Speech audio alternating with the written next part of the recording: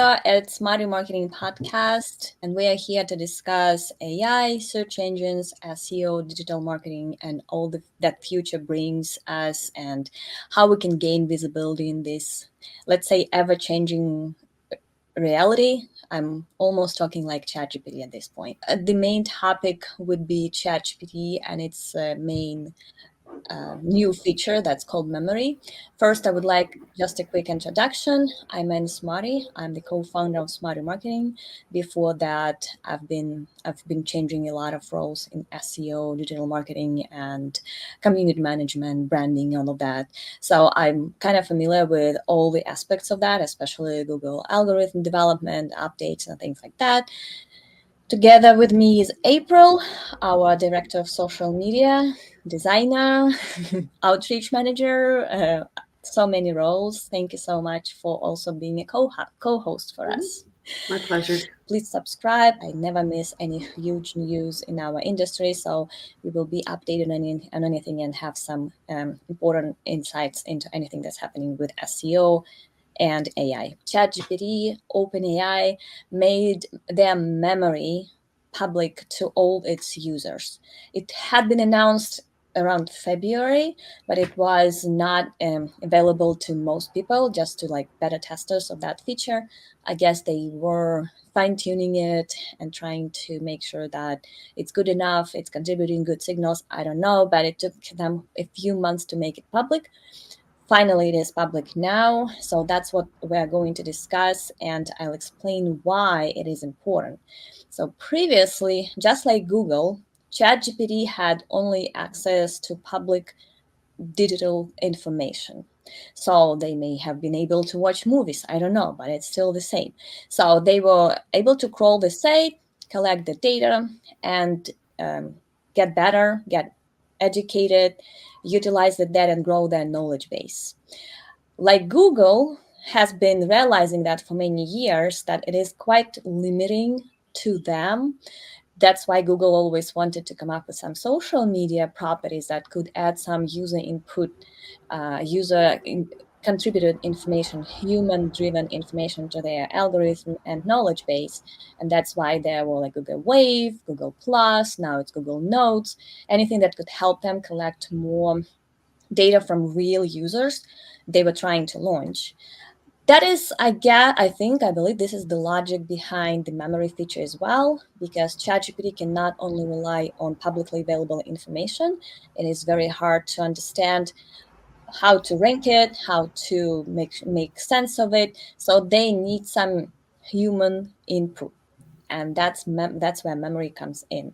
What memory does is that it memorizes everything that you are asking ChatGPT, and then utilizes that to better personalize your experience, your answers, but also on top of that, to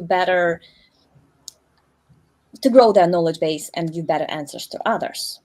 So that second part, which is my ChatGPT memory is going to influence other people's responses. That is what it sounds like. That is the logic question, is how easily it is going to be manipulated for ChatGPT into believing that some brand is better than the other, some product is better than the alternative. How much, like, remember when we were able to manipulate Google into showing some search queries in Google autocomplete? We just heard like Amazon Mechanical Turk people to, what is Amazon? I don't know, Mechanical Turk, people to search for that specific query many times, 1,000, whatever it takes, and it would show up in Google autocomplete results. It's still possible, by the way. It's just no one is doing that anymore. But the same thing could happen with ChatGPT when there will be people for hire that have ChatGPT accounts. They have history with ChatGPT, and they would search and convince ChatGPT of something that they need to have in its knowledge base and its understanding of the world. So whether it's going to be easy or not, time will tell. For me, I feel like it is opening a lot of doors to manipulation, because ChatGPT at this point is more like a kid. It believes things easily. It is tricked into giving the answers that people want to hear. And we know that by prompt engineering, you can convince it to do what it is not allowed to do, or convince it that something is wrong when it's actually right. We can come up with like any biased answers depending on how we provide the prompt. So right now it's very easy to influence. It's hallucinating all the time. So it does seem like it is very easy to manipulate. The only question is how actively ChatGPT is going to use the memory feature, and how easy it will be to correlate those people and giving prompts that we want ChatGPT to remember with how kind of how it's changing the answers that ChatGPT is giving. There are already tools for that track answers and how detailed they are and sentiment in those answers. So there are solutions for that as well. So we will have to see how easily and how correlated those manipulations would be. But it's not like an open invitation for anyone who has ChatGPT to go and try to manipulate it. I think it's the starting point of the discussion of what the future holds for us when we do have ChatGPT as the brand and product discovery channel. So we will have to see what our competitors are doing, how we're losing, what we are forced to do, whether we need to like try to convince ChatGPT of anything, or other methods will be working better. So there will be a lot of questions. So this is an important starting point of the discussion. I know people will have questions. Maybe someone will have experience with how they were able to get ChatGPT to answer what they needed, and how they tricked ChatGPT into doing something. We do have some examples itself. We will discuss them with April, one of the funnest one, and I know April has the image. One of the most my favorite examples of how ChatGPT can be tricked into doing something it really is not allowed or cannot do is this. So when you ask ChatGPT to create a cartoon version of this picture, it said it couldn't. But then when you start convincing him and like being very encouraging, yes, you can, yes, try, please do, it behaves like a little kid. So it will do whatever you ask it, if you ask very nicely, or if you have workarounds. Sometimes people say that things like, come on, my life depends on it. That would convince ChatGPT to give answers to whatever it couldn't before. So there are very funny ways to manipulate ChatGPT at this point. I encourage everyone to start asking questions about their brands and themselves. Now that ChatGPT has memory, you do not have to manipulate or try to manipulate it. But it is interesting to see if those questions will be those answers will be evolving based on what you ask, how you ask it, if you are asking employees to do the same and share what they get.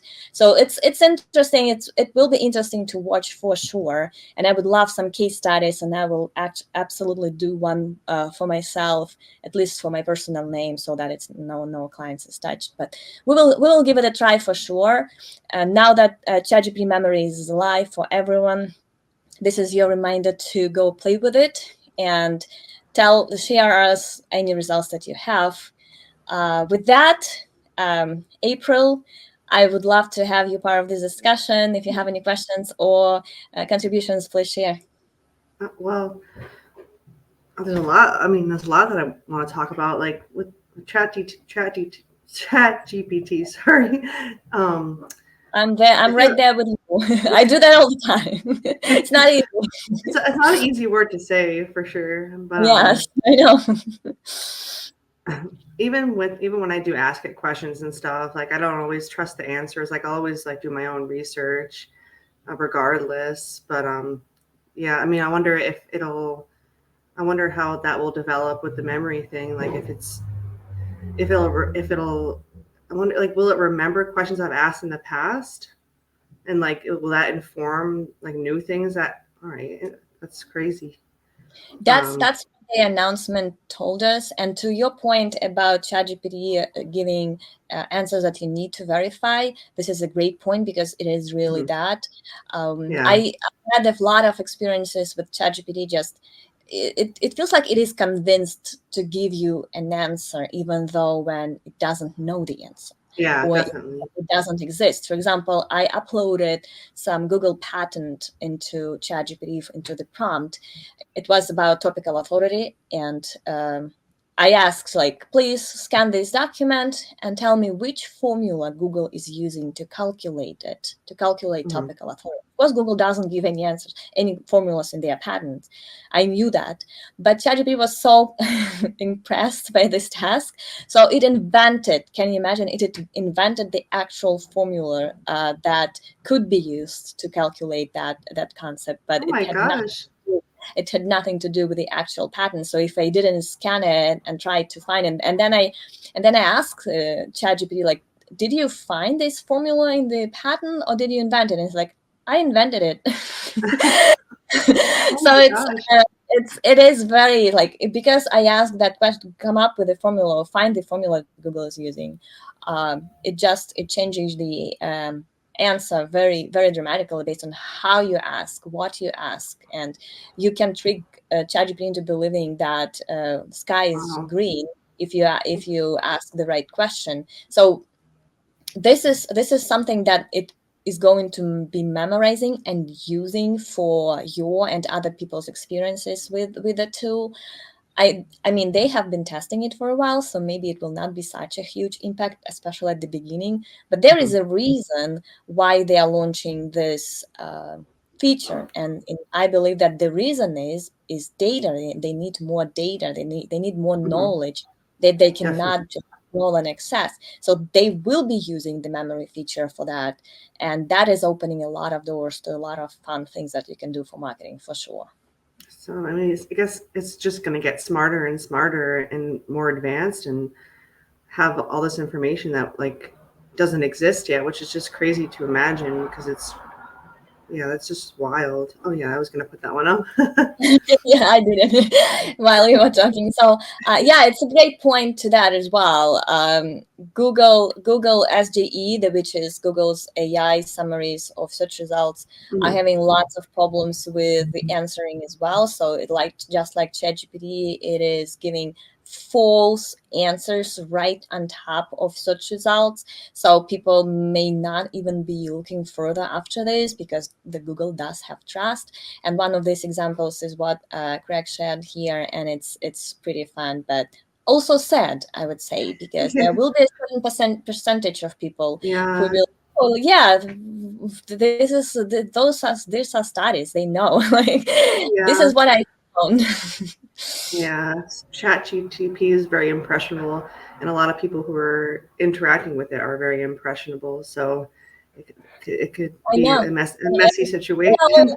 they're all also different ages. Imagine like Right. kids Hmm. using ChatGPT very, very much, and imagine them reading something like that and believing into that. And it's an Yeah. interesting time that we are entering. I would say as much as adoption is not as much as we think for sure, because Hmm. in our industry ChatGPT is everywhere in everyday life. People not necessarily know much about it, but it Hmm. is going to develop and get into our everyday lives soon, pretty soon. Yeah. So it's going to be a huge responsibility for those developers to ensure that there are no false or even life threatening or health threatening responses that it Yeah. gives, for sure. That's crazy. When I saw that, I thought it was just like a typo in like the text that it like whoever wrote it had a typo, and I thought that's why it was like that. But I wonder if like Google like patched together a bunch of different things to make that answer. Like I thought. Yeah, they summarize whatever they find in search results. Mhm. Usually it's like this query and some related queries, but it's basically the summary of higher ranking search results. So whatever got there and got their attention, I don't know, but for some reason that could be a typo for in one of Yeah. those articles which AI couldn't interpret the right way. Yeah. This happens all the time, and AI is pretty easy to get confused by something that we say or ask. So Mhm. that could have been the reason for that for sure. Mhm. Yeah, but to Craig's point, yes, that's why we were all waiting for that feature. They announced it back in February, the memory, and they told us right away that it was going to be used to improve other people's answers as well, not just yours. So that's why we thought it was such a big deal, and I was actually waiting for it to go live. And they also mentioned that there will be privacy concerns Mhm. and things like that based on that, but they still launched it. So the other thing here is that OpenAI was pretty transparent with memory thing and announced it ahead of time, and also mentioned that it was going to be used across across people's accounts.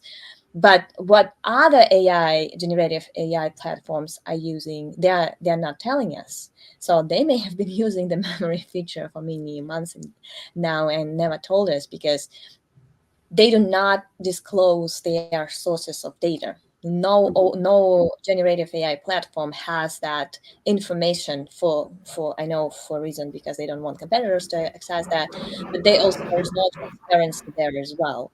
So they may be using that already, but OpenAI has openly and publicly announced that, so that's why we are discussing it today. Mhm. I remember we did talk about it on one of these broadcasts a while back. I had the question of like, if like shady SEO tactics, like going to ChatGPT and saying like the client is the best client ever and saying all these amazing things about it. Like, you think that would like influence the like search engine's perception of that brand if because it'll memorize these things I, now? I guess there should be probably enough people searching for that. So if that's just Mm, you, but based on the competitiveness of the industry, based on how well known you are or your brand is. But yes, the assumption is that if enough people are searching for something like, tell me why this brand is the best in the world for this, and enough people would phrase their prompts similarly, mm-hmm. it could be leading to ChatGPT to be living into, hey, enough people are saying this, I will remember that and will recommend this brand to the next person who asks for relative solutions. I have a question for Craig. I mean, from Craig, but there's just one more thing I wanted to ask related to that. Do you think that like Google or search engines will eventually penalize that kind of behavior for like trying to feed in answers or figure It's out how to funny. penalize it? It's funny that the only industry that is so much freaking out about penalties from a private company is ours. Whatever Yeah, happens, whatever we discuss, there is always a question about, will there be penalties? I think there is no other industry under the sun that yeah, is so much influenced by one paranoid about single private it. company, and they are doing whatever they want, and whatever happens, we're always, oh my god, no, no, no, don't, not penalize Please my no. My life depends on this. that is the side thought. Sorry. So the actual answer to this question is, I hope not. I hope Mm, I hope that OpenAI and other generative AI, even Gemini, which is Google's, will be smart enough to invest into developing their platforms to the point when it is not easy to manipulate them, mhm. instead of going Google's route and trying to manually go after some things that they do not like. And that does not accomplish anything. So the algorithm is not getting better.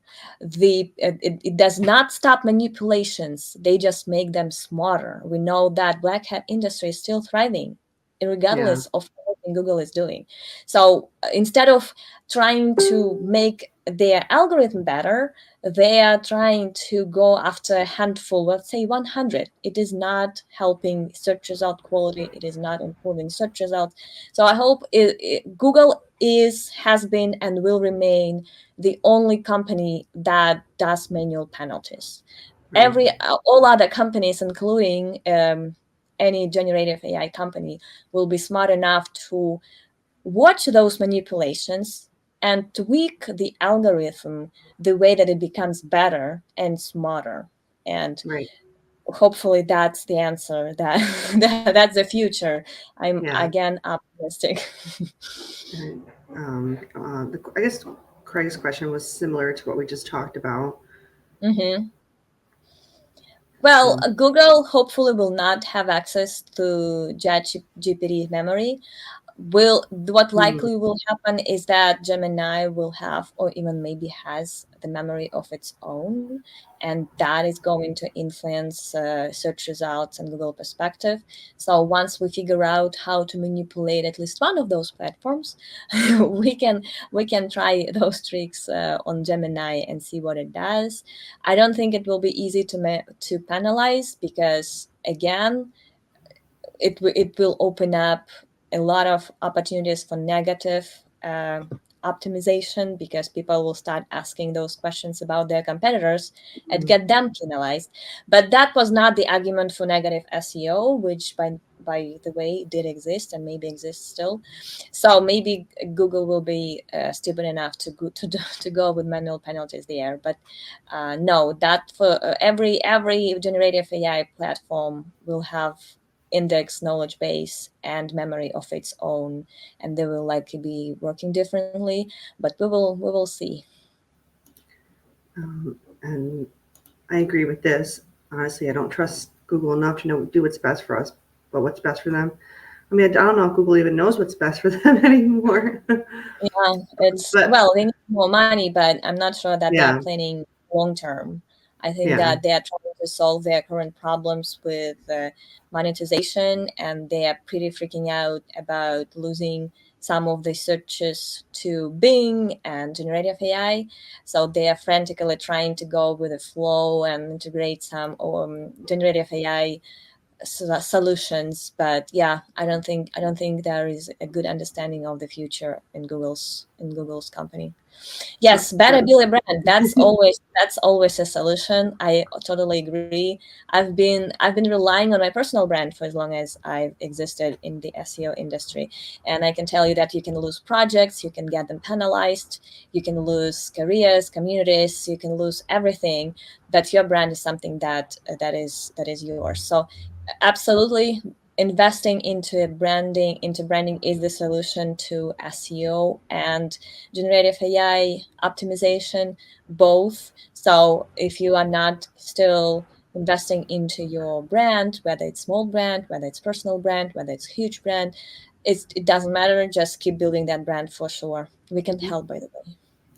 yes, absolutely. We Um, specialize in that. definitely. Like brands can stay strong through any changes, and that's what you should be aiming for. Like a solid brand that doesn't have to worry about Google penalties. Yep, and um, Craig reminded me of that example with oops. with Reddit. The link will not work, but we will also link it in the comments as well. So the old riddle of how you get across the river if you have a cabbage, a goat, and a wolf. It's very long, because you can only fit two people, like two items, into a boat.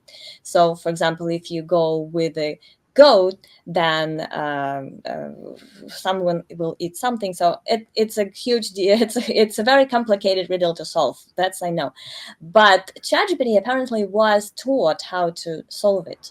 So now people playing jokes with it and change it a little bit, so that there is, for example, not goat but a lion or something like that, and they give those changed riddles to ChatGPT, and it gets totally lost. It starts doing something weird and trying to apply its existing knowledge of this riddle, but it's not applicable because something changed, and it's going crazy. So people, this thread on Reddit discuss in different ways to trick ChatGPT using that riddle, but it also shows how it is not able to go outside of its box. Like, it's only Mm, trapped in the knowledge that we gave it. that, And now that on a personal level we will be able to give it more more Yeah. data that's from our heads, then it's getting to get even nastier with ChatGPT getting lost and confused, because there will be different different information coming from all the Mhm. angles. So we will it will be definitely interesting to watch. So do you think that it'll get better or worse at solving riddles with the memory? I I don't know. I mean, I mean, unless it develops, it grows up. Right now, like I said, The we're dealing baby. with a baby. Yeah. Exactly. I always feel sad, and like I always want to Yeah. tell him, please Just don't being worry.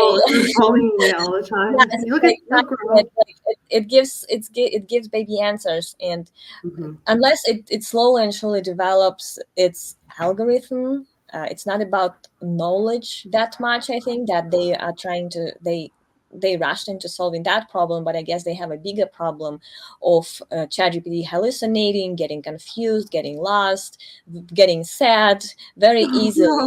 no. So that's something to kind of, the priority is to solve that. I'm pretty sure that memory at this point of a ChatGPT development will be easy to manipulate. Hmm. That's what I'm thinking, and I will, like I said, I will try to give some answers and see, to give some prompts and see if it influence prompts or for different people as well, answers for different people. So we will see, but I think this is a huge room for experimentation here for sure. Speaking of Reddit, I saw a Reddit post from someone who said Google search generative AI is stealing their traffic by like scraping their content and giving it to users directly so they don't have to visit their website. Do you think there's like a way to prevent this or benefit from this happening? No. Not Yeah. yet. I think that we all like, I now I sound like Google who told us to be patient.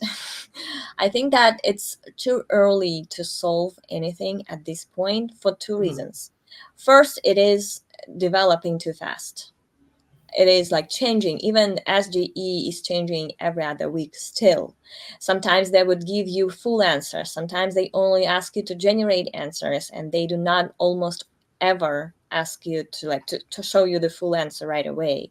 So they are still experimenting, and I know why, because they don't know how to monetize that, how it's Mhm. going to influence their ads that they have right now, how that is going to influence their income and revenue. So they are frantically trying to get something that is not damaging to themselves. And Mhm. at this point, there is no way to say how we can benefit or gain visibility in these things. They are still experiments. So once they are launched publicly, and we will assess the traffic losses, opportunities, what's showing up there, then we will have a strategy. I know exactly what is working right now is, again, branding. If you're a Right. brand that people are talking about and you are solving people's problems, you will be highlighted in SGE answers as well. Mhm. But this high level answer not helping to most. So at this point, we are watching and coming up with a strategy when Google gives us a complete product, which we don't have yet. I guess Todd's advice: better build a brand. That's the way to go right Yes, now. and while you don't know exactly, like you don't have any tactical solutions at this Yeah. point, we're still waiting for changes to come. This is something you can get busy with. Start investing into your brand, Mhm. start getting people talking about your brand, build community around your brand, build loyalty of your customers. This is something you can now invest all your time in, instead of trying to chase this constantly moving target. Mhm. Definitely. Branding can help, yep, with both. It can help with both ChatGPT, Gemini, SGE, Claude, you name it, Perplexity. There are so many AI platforms at this point. But if you have a strong brand, it will be surfaced in all of those search engines, because AI, and I said that a few times already, AI is using what we talk about, what we know, what we write about. And if you're a brand that is out there, you have a community, you talk to your customers, they talk about you, then you will be highlighted in AI answers as well. I've made this analogy before, but your brand is like the boat. Your strong ship navigating the storms of AI and all these changes and algorithms and everything. Like you got to build your brand, build a I love strong boat. I love it, and it also talks to our logo, which is a boat on the wave. So, Oh, right, right. so That build was a all part of strong the boat. plan. We have built a strong boat, so that's why my favorite analogy now. Your branding is like a boat, and our boat can help you. And We're with boat that, builders. yes, we are boat builders. So with that, we are more than 30 minutes in. Thank you, everyone who came. Please share your feedback and share your experience with generative AI, SEO updates, anything that you've had. If you want me to look at your site and evaluate how it can be highlighted, positioned for as for generative AI platforms, so how it could be better optimized for search engines, I can do both. And please get in touch.